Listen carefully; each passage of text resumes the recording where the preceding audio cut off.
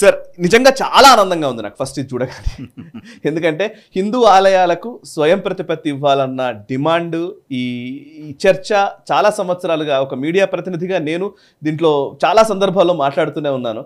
But ఇదొక గొప్ప సభ ద్వారా కొన్ని లక్షలాది మంది హిందువుల సమక్షంలో ఇదొక ఉద్యమంలాగా రూపాంతరం చెందుతూ ఉండడం నిజంగా గొప్ప పరిణామం. అది మన తెలుగునాట ప్రారంభమవడం ఇంకా గొప్ప పరిణామం.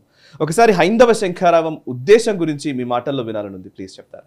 విశ్వ హిందూ పరిషత్తు 2025 జనవరి 5వ తేదీన ఒక భారీ బహిరంగ సభ మీరు చెప్పినట్లు హైందవ శంఖారావం పేరుతో నిర్వహణ చేస్తోంది లక్షలాది మంది హిందువులతో.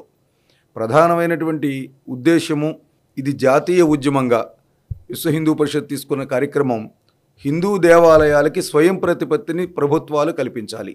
దేశానికి స్వతంత్రం వచ్చి 77 సంవత్సరాలైనా ఇప్పటికీ హిందూ దేవాలయాలు అస్వతంత్రంగానే ఉన్నాయి.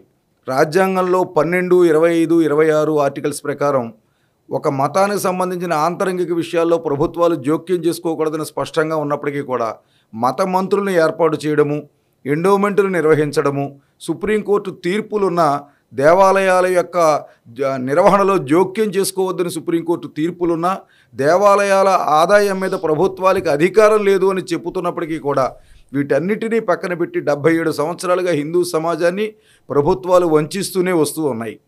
కాబట్టి ఈవేళ దేశంలో హిందూ సమాజం జాగృతమవుతున్నది. అయోధ్య ఉద్యమం తర్వాత హిందువుల యొక్క ఆలోచనలో మార్పు వచ్చింది. విడివిడిగా జీవిస్తున్నటువంటి హిందువులు కుల వ్యత్యాసాలతో జీవిస్తున్న ప్రాంతము, వర్ణము, వర్గము, పార్టీల పేరుతో ఉన్నవాళ్ళు ఇవాళ హిందుత్వం అనే భావంతో ఏకత్రితం అవుతున్నారు యావత్ భారతదేశంలో కూడా. కాబట్టి ఇది సరైన సమయము. కాబట్టి అయోధ్య ఉద్యమాన్ని ప్రారంభించింది విశ్వ హిందూ పరిషత్ 1984లో. 2024 జనవరి 22వ తేదీ అయోధ్యలో రామమందిరంలో జన్మభూమిలో నవ్య భవ్య దివ్య రామమందిరాన్ని నిర్మాణం చేయడం ద్వారా ఆ కార్యక్రమం ఇంచుమించులో 99% పూర్తయింది. ఇక దేవాలయానికి సంబంధించిన నిర్మాణాలు కొద్దిగా ఉన్నాయి, పూర్తి చేస్తాయి.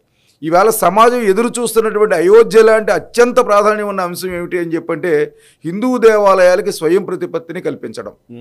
ఈవేళ దేశంలో అందరు హిందువుల్లో ఉన్న భావన ఇది. కారణం కూడా హిందువులు తమ దేవాలయాల్ని ఒక శ్రద్ధా కేంద్రంగా నిర్వహించుకోవాలనుకుంటారు, ఒక స్ఫూర్తి కేంద్రంగా నిర్వహించుకోవాలనుకుంటారు, ఒక సంస్కార కేంద్రంగా నిర్వహించుకోవాలనుకుంటారు. కానీ ఈవేళ ప్రభుత్వాల చేతుల్లో ఈ దేవాలయాలు ఒక వ్యాపార కేంద్రాలు అయ్యాయి. 10,000 కడితే దర్శనము, నుంచుంటే ఫీజు, కూర్చుంటే టిక్కెట్టు, పార్కింగ్ చేస్తే టిక్కెట్టు, ఘాట్ రోడ్లో నడిస్తే టిక్కెట్టు, వాహనమే వస్తే ఒక టిక్కెట్టు, అది ఏ రకమైన వాహనం అయితే ఆ రకమైన టిక్కెట్టు.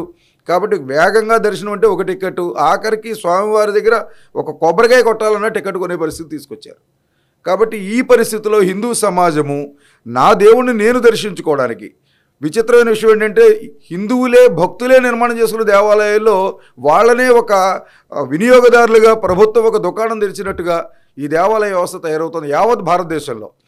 కాబట్టి దీన్ని సమూలంగా మార్చాలి, దానికి అంకురార్పణ జరగాలి అన్న ఉద్దేశంతో దీనికి ఒక రకంగా మార్గం నిర్దేశం చేసింది తిరుపతి శ్రీ వెంకటేశ్వర స్వామి వారు. లడ్డూ అపవిత్రము అన్న విషయం ఎప్పుడైతే వచ్చిందో ఇది ఆంధ్రప్రదేశ్లోనే కాదు విశ్వవ్యాప్తంగా ఉన్న హిందువుల్లో ఒక ఆవేదన, బాధ, ఆక్రోశము వెల్లుపుకింది. కాబట్టి ఇంత పవిత్రంగా ఆరాధించుకునేటటువంటి తిరుపతిలో ఇటువంటి పరిస్థితి జరిగిందా అనే విషయంలో చాలా వేదనకు గురైంది హిందూ సమాజం. కాబట్టి ఆ శ్రీ వెంకటేశ్వరుడే ఈ విషయాన్ని అందించడం ద్వారా ఇవాళ యావత్ హిందూ సమాజానికి దేవాలయాల ధార్మిక స్వయం ప్రతిపత్తి అనే ఉద్యమాన్ని అందించాడని మేము భావిస్తున్నాం. అందువల్ల దేశవ్యాప్తమైనటువంటి ఉద్యమంలో భాగంగా మొట్టమొదటి విజయవాడలో ఈ బహిరంగ సభ నిర్వహిస్తున్నాం.